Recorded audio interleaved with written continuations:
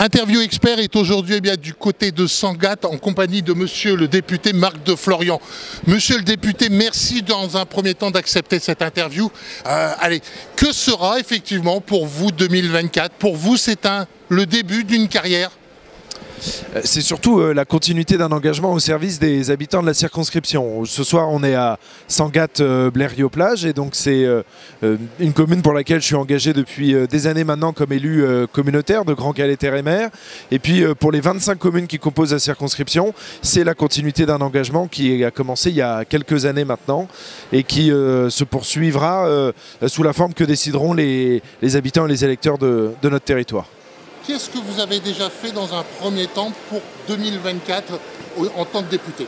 Il y a eu beaucoup de travail, hein. Vous savez, il faut avoir à la fois un pied en circonscription, au plus proche de nos concitoyens, et puis un pied à l'Assemblée nationale pour voter les mesures sur lesquelles on a été élu et tenir les promesses que nous avions faites pendant la campagne. Alors en circonscription, ce sont des dizaines, des centaines de personnes reçues et pour lesquelles on intervient, pour les soucis du quotidien, pour des demandes de recherche d'emploi, de recherche de logement, d'accompagnement social. C'est également tous les événements de la vie de la circonscription. Ce soir, on est à la cérémonie des vœux de Sangatte Blériot-Plage, mais tout au long de l'année, il y a des activités, il y a les clubs des aînés, il y a les lotos des associations, il y a les compétitions sportives. On y est présent. Alors, on y est présent parce qu'on se fait connaître et on se présente en tant que député à nos électeurs. Et puis également, on tient un peu permanence et on est souvent sollicité, soit pour une demande d'appui pour une démarche, soit pour une visite de l'Assemblée nationale, ou alors, voilà. En tout cas, en étant présent dans tous les événements du quotidien, eh bien, on se met à la disposition des citoyens qui font de nous ce qui leur plaît, en fait. Votre préférence entre nous, qu'est-ce que vous préférez? Être à Paris au niveau en tant que député ou être près effectivement des personnes de la région? Alors moi j'ai toujours dit que la priorité irait toujours au local et que même si je m'astreins à être extrêmement présent à l'Assemblée nationale, je suis le deuxième député le plus présent lors des votes à l'Assemblée nationale parce que j'ai été élu pour ça et je tiens à ce que le mandat qui m'a été confié soit rempli intégralement lorsqu'il y a des votes et que je dois tenir les positions sur lesquelles j'ai été élu. Et puis dès que j'ai du temps libre, eh bien évidemment je le passe ici chez nous à Calais, dans le Calaisis et dans nos communes rurales. Et puis je l'avais annoncé dès mon élection que bien sûr je remplirais pleinement mon mandat de député, mais que je serai candidat aux élections municipales à Calais en 2026, puisque j'y suis déjà élu, et que ce sera aux Calaisiens de décider s'ils veulent que je reste député ou s'ils veulent que je devienne leur maire. Ça, sera à eux de décider. Bon, on n'en est pas encore là pour le moment. Pour 2025, quel serait selon vous le fil rouge le plus important qu'on doit traiter avant tout?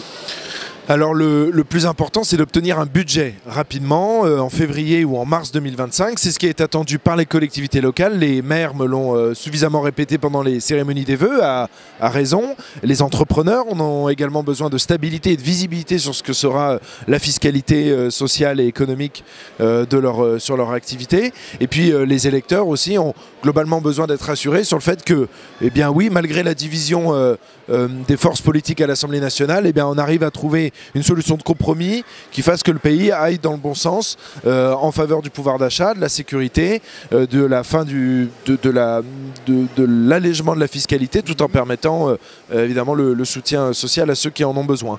Donc un budget dans les premiers mois, déjà c'est pas mal, mais pour ça évidemment il faut que le gouvernement actuellement en place respecte toutes les forces politiques, et y compris celle à laquelle j'appartiens, le Rassemblement national, et qui a été élu sur un programme. Et nous, évidemment, on doit rendre des comptes non pas au gouvernement, non pas aux collectivités locales, non pas aux entrepreneurs, mais à nos électeurs qui nous ont élus pour un certain nombre de mesures, et donc on doit les respecter. Votre avis sur un point qui aujourd'hui fait grand débat, la retraite à 64 ans. Pour vous, vous aimeriez effectivement garder cet âge de 64 ans, pourquoi pas, le cas échéant, partir sur une retraite à point, ou revenir, pourquoi pas, à 62 ans, selon le nombre de trimestres effectués? Alors nous, on a été élus sur un programme qui permettrait, dans notre vision politique, de permettre à ceux qui ont commencé à travailler tôt de partir dès 60 ans avec 40 annuités. Mais pour ça, il faut qu'ils aient travaillé tôt, avant 20 ans. Et puis ensuite, plus on a commencé à travailler tard, et bien plus on plus on occupe un métier qui est moins difficile, et donc c'est normal que moi, par exemple, je cotise plus longtemps, et moi peut-être que je devrais travailler et cotiser jusqu'à 67 ans, mais c'est normal, et ça ne me dérange pas de cotiser jusqu'à 67 ans et de travailler jusqu'à 67 ans pour qu'un ouvrier qui travaille dans le bâtiment ou à l'usine, il puisse lui partir beaucoup plus tôt. Bon, allez, le dernier point rouge, effectivement, pour cette nouvelle année, qu'est-ce que vous aimeriez pouvoir apporter aux personnes des Hauts-de-France ? Voilà, excellente question. Alors, ce que j'aimerais pouvoir apporter, mais qui ne dépend pas directement de moi, c'est de permettre une gestion efficace de lutte contre les inondations. Alors pour ça, il y a la météo, ça ne dépend pas de moi. En revanche, il y a toute une action concertée avec les différents acteurs qui sont à saluer, les agriculteurs, les watringues, l'État, les collectivités locales, et on trouve la bonne synergie, le bon travail en commun qui permettent à nos gens de rester les pieds au sec, non pas seulement quand il pleut pas, mais y compris quand il pleut très fort, qu'ils puissent rester les pieds au sec, parce que ça, c'est ce qu'on doit aux habitants des Hauts-de-France. Voilà. Il ne faut pas oublier qu'aujourd'hui, la majorité des personnes ici, même de la région, payent des watringues. Est-ce qu'aujourd'hui, on ne peut pas dire que les watringues, par rapport au temps, on va dire dans les années 90-2000, ne sont peut-être pas utilisées correctement ? En tout cas, ceux qui travaillent dans les watringues, qui sont dans les conseils d'administration, sont essentiellement des agriculteurs qui ont tout intérêt à ce que ça marche bien.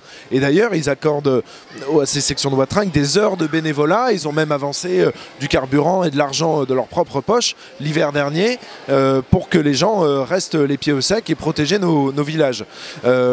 Et donc... les gens qui sont dans les sections de watringues, ils font un travail formidable. Maintenant, il faut qu'ils soient mieux accompagnés par l'État, et puis ils attendent encore d'être remboursés de l'argent qu'ils ont avancé l'an dernier. Donc heureusement qu'ils étaient là. Ok. Je tiens à vous remercier pour cette interview. Permettez-moi de vous souhaiter le meilleur pour cette nouvelle année. Merci à vous. Beaucoup. Merci, bonne année.